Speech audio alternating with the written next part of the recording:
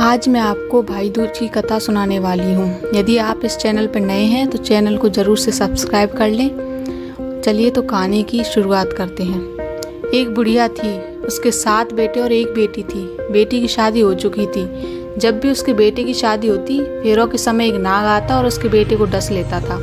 बेटा वहीं खत्म हो जाता और बहू विधवा। इस तरह उसके 6 बेटे मर गए। 7वें बेटे की शादी होनी बाकी थी।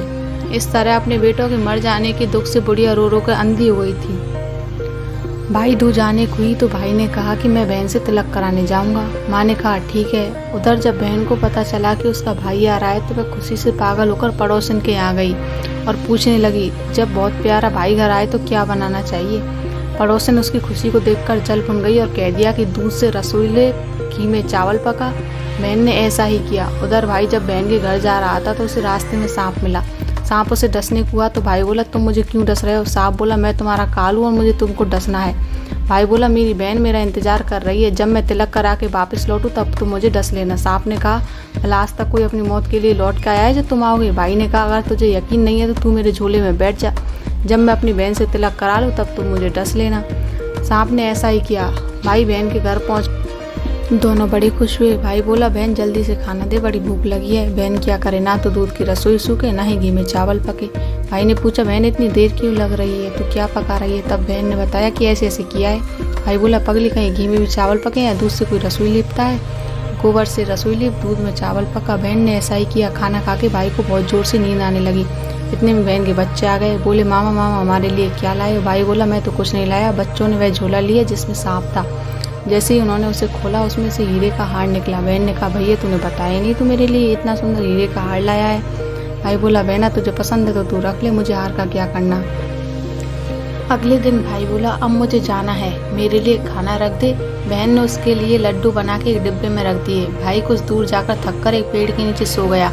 उधर बहन के जब बच्चों को भूख लगी तो माँ से कहा कि माँ खाना दो। माँ ने कहा कि खाना भी बनने में देर है। तो बच्चे बोले कि मामा को जो रखा है वही दे दो। तो वह बोली कि लड्डू बनाने के लिए बाजरा पीसा था, वही बचा पड़ा है, चक्की में जाकर खा लो। बच्चों ने देखा कि चक्की में तो सांप की हड्डियां पड़ी हैं। यही बात आकर माँ को बताई तो वह बावड़ी से होकर भाई के पीछे भागी।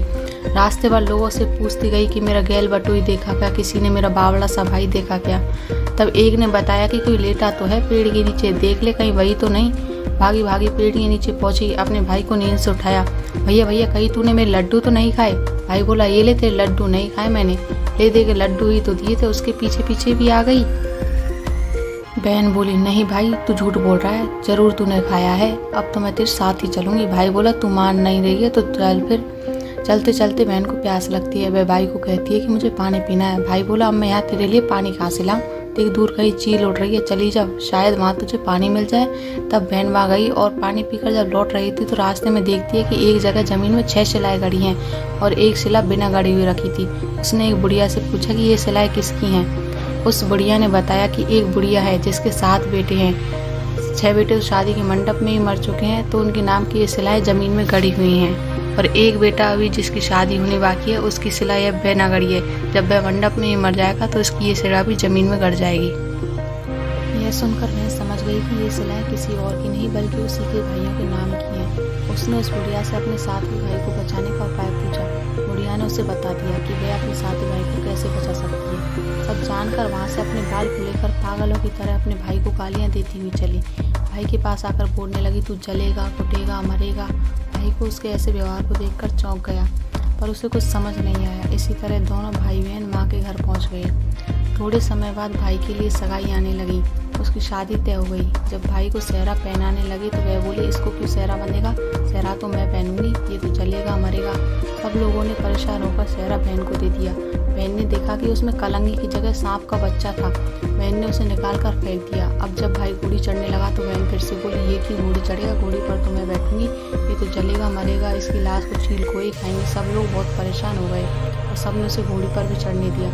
अब जब बारात चलने की हुई तब बहन बोली, ये क्यों दरवाजे से निकलेगा, ये तो पीछे के रास्ते से जाएगा, दरवाजे से तो मैं निकलूंगी। जब वह दरवाजे के नीचे से जा रही थी तो दरवाजा अचानक गिरने लगा। बहन ने एक ईंट उठाकर अपनी चुनरी में रख ली। दरवाजा वहीं के वहीं रुक गया। सब लोगों को बड़ा अचंभा हुआ। रास्ते में एक जगह बारात रुकी तो भाई को पीपल के पेड़ के नीचे खड़ा कर दिया। बहन कहने लगी, ये क्यों छाँव में खड़ा होगा, ये धूप में खड़ा होगा, छाँव में तो मैं खड़ी हुई।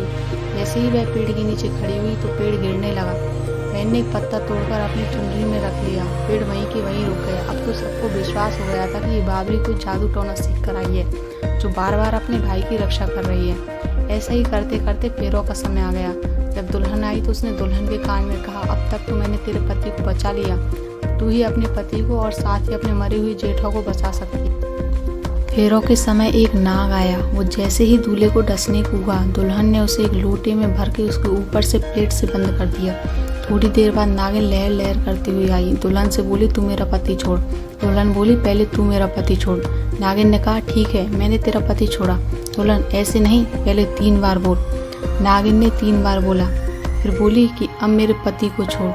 दुल्हन बोली, एक मेरे पति से क्या होगा, हंसने बोलने के लिए जेठ भी तो होना चाहिए, एक जेठ भी छोड़। नागिन ने जेठ के भी प्राण दे दिए। फिर दुल्हन ने कहा, एक जेठ से लड़ाई हो गई तो एक और जेठ छोड़। वो विदेश चला गया तो तीसरा जेठ भी छोड़। इस तरह एक एक करके दुल्हन ने अपने 6 जेठ जीवित करा लिए। उधर रो रो के बुढ़िया का बुरा हाल था कि अब तो मेरा 7वां बेटा भी बाकी बेटों की तरह मर जाएगा। गाँव वालों ने उसे बताया कि उसका 7 बेटा और बहुएं आ रही हैं। तो बुढ़िया बोली, अगर यह बात सच है तो मेरी आंखों की रोशनी वापस आ जाए और मेरे सीने से दूध की धार बहने लगे। ऐसा ही हुआ। अपने सारे बहू बेटों को देखकर वह बहुत खुश हुई। बोली, यह सब तो मेरी बावली बेटी का किया है, कहाँ है मेरी बेटी। सब बहन को ढूंढने लगे तो देखा कि वह तो भूसे की कोठरी में सो रही थी। जब उसे पता चला कि उसका भाई सही सलामत है तो वह अपने घर को चली।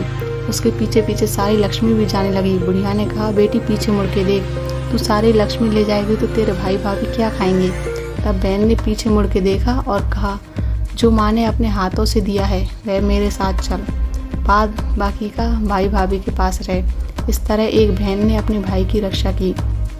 यदि आप इस चैनल पर नए हैं तो चैनल को ज़रूर से सब्सक्राइब कर लें और बेल आइकन को भी प्रेस कर दें ताकि आपको नोटिफिकेशन मिल जाए। आप कौन सी कथा सुनना पसंद करेंगे मुझे ये कमेंट सेक्शन में बताएं। यदि आपको ये कहानी अच्छी लगी हो तो वीडियो को लाइक करें, फ्रेंड्स के साथ शेयर करें। Thanks for watching.